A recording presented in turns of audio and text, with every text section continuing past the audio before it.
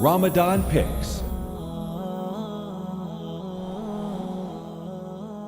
Assalamu alaikum wa rahmatullahi wa barakatuh. My dear brothers and sisters in Islam, welcome to a brand new episode of Ramadan Picks. Inshallah ta'ala, in the few minutes that I have with you all, I'm going to be touching on a very, very great act of worship. A very, very great act of ibadah. An act of worship which is a secret between the Lord and His slave. And this is the act of worship that almost around 2 billion Muslims around the world are performing right now during the blessed month of Ramadan. A sawm in the Arabic language, which can be defined as fasting, is to abstain from food, drink and sexual intercourse from dawn till sunset. And during the month of Ramadan, it is mandatory and obligatory upon every Muslim male and female who has attained puberty to fast the entire month unless a valid excuse such as sickness, travel or menstruation presents itself. There are a number of benefits that can be highlighted in regard to fasting. The benefits can be divided into two main categories: benefits for our physical bodies and benefits for our spiritual souls. Let's start off with the benefits that our bodies experience during fasting, the physical benefits. But bear in mind that Muslims do not solely fast because of the medical benefits, which are of a much secondary nature in comparison to the spiritual benefits that an individual reaps through fasting. So benefit number one, intermittent fasting changes the function of cells, genes and hormones. When you don't eat for a while, several things start to happen in your body. For example, your body starts to initiate important cellular repair processes and changes hormone levels to make stored body fat more accessible. Doctors and experts state that many changes occur in your body during fasting, such as number one, insulin levels. Blood levels of insulin drop significantly and this facilitates fat burning. Number two, human growth hormone. The blood levels of growth hormone may increase as much as 5-fold. Higher levels of this hormone facilitate fat burning and muscle gain and have a number of other benefits as well. Number three, cellular repair. The body induces important cellular repair processes such as removing of waste material from cells. Number four, gene expression. There are beneficial changes in several genes and molecules related to longevity and protection against a number of diseases.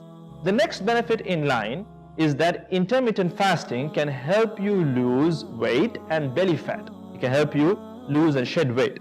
Fasting can reduce insulin resistance and this lowers your risk of type 2 diabetes. Fasting has shown to have a positive effect on insulin sensitivity, allowing you to tolerate carbohydrates, in other words sugar, better than if you did not fast. Intermittent fasting can also reduce oxidative stress and inflammation in the body. Additionally, studies also show that fasting can help fight inflammation, like I mentioned earlier, which is another key driver of all sorts of common diseases. Fasting speeds up our metabolisms as well, our metabolism mechanisms. Fasts can regulate your digestion and promote healthy bowel function, thus improving your metabolism once again. Fasting is also good for your brain. You might wonder why. What is good for the body is often good for the brain as well. Fasting improves various other features known to be important, very much important for brain health. Fasting has also shown to improve other brain functions because it boosts the production of a protein called brain-derived neurotrophic factor, BDNF.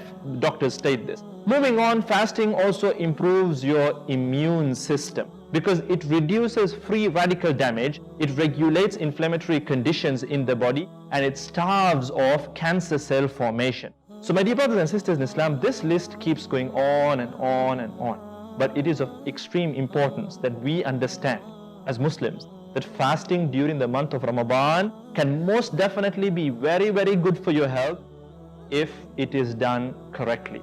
Many of us tend to break our fasts daily with feasts spread across huge tables, resulting in us actually gaining much more weight during the month of Ramadan than during normal days.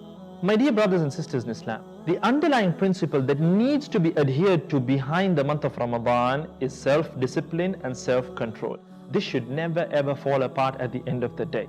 A balanced and wholesome diet that contains foods from all the major food groups is vital to maintaining good health and reaping the benefits of fasting.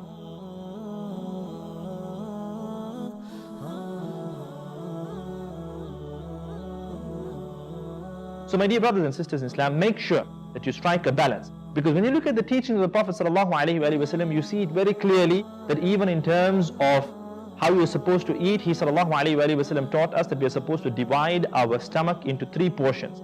1/3 for air, 1/3 for solids, and 1/3 for liquids. You can see a perfect balance in what he ﷺ taught us. So if we wish to live healthy lives, productive lives, to do a lot of good in this world, to reap the very best in the next world, we have to strive to emulate the beautiful teachings of our beloved Prophet Muhammad sallallahu alaihi wasallam. So with that, more or less, I conclude this video. The next video will be part 2 of this video, inshallah, where I will delve into the spiritual benefits of fasting. I look forward to talking to you all in that video, inshallah ta'ala. So until then, please don't forget to share this video around as much as possible to inspire others and to also share in on the reward. So until then, Jazakumullah khair. Wassalamu alaikum wa rahmatullahi wa barakatuh. Thank you so much for watching. Jazakumullahu khairan for that.